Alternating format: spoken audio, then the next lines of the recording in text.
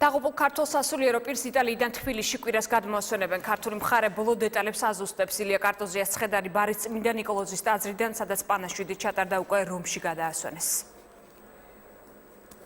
თვითმფრინავი, რომლითაც მამა ილია კარტოზიას ცხედარს იტალიიდან გადმოასვენებენ თბილისის საერთაშორისო აეროპორტში 18 იანვარს 17 საათსა და 30 წუთზე დაეშვება. საქართველოს საელჩომ ყველა იურიდიული საკითხი უკვე მოაგვარა.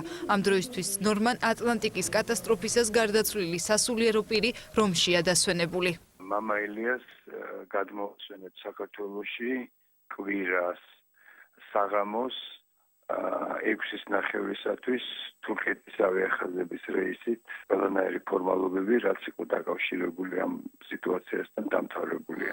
ეს კადრები ქალაქ ბარიში წმინდა ნიკოლოზის ტაძარშია გადაღებული, სადაც მამა ილიას ცხედარი გუშინ გადაასვენეს. დასავლეთ ევროპის ეპარქიის მღვდელმსახურებმა ეკლესიაში არქიმანდრიტის სულის მოსახსენებელი პანაშვიდი გადაიხადეს.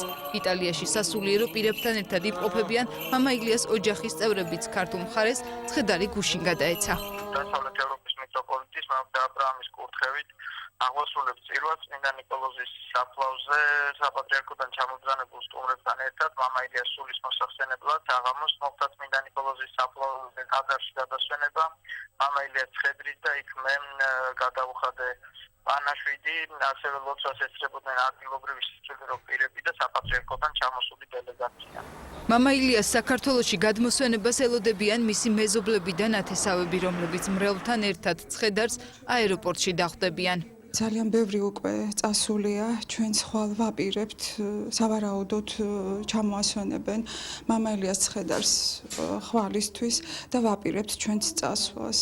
მივაგოთ მას სათანადო პატივი. ცნობილია ადგილი, სადაც მამა ილიას დაკრძალავენ. მისი ანდერძის შესაბამისად არქიმანდრიტის განსასვენებელი მცხეთის დავით აღმაშენებლის სახელობის მონასტრის ეზო იქნება, რომელსაც დაარსების დღიდან წინამძღვრობდა. ამჟამად მთელი მონასტერი არის და არა მარტო მონასტერი, ალბათ მთელი საქართველო მამა ილიას მოლოდინში. მისი სურვილისამებრ, მისი ანდერძისამებრ მამა ილია დაიკრძალება ამ მონასტერში. ადგილიც როგორც იცით შერჩეული ჰქონდა თვითონ. მას ამ სურვილს შეუსრულებენ. მამა ილია კარტოზია იტალიის ქალაქ ბარიში წმინდა ნიკოლოზის ტაძრის მოსალოცად 27 დეკემბერს გაემგზავრა. ბორანმა, რომელიც საბერძნეთიდან იტალიისკენ მიდიოდა, კატასტროფა ალბანეთის ტერიტორიულ წყლებში განიცადა. ნორმან ატლანტიკზე 8 ქართველი იმყოფებოდა. მათგან მხოლოდ მამა ილიას გადარჩენა ვერ მოხერხდა.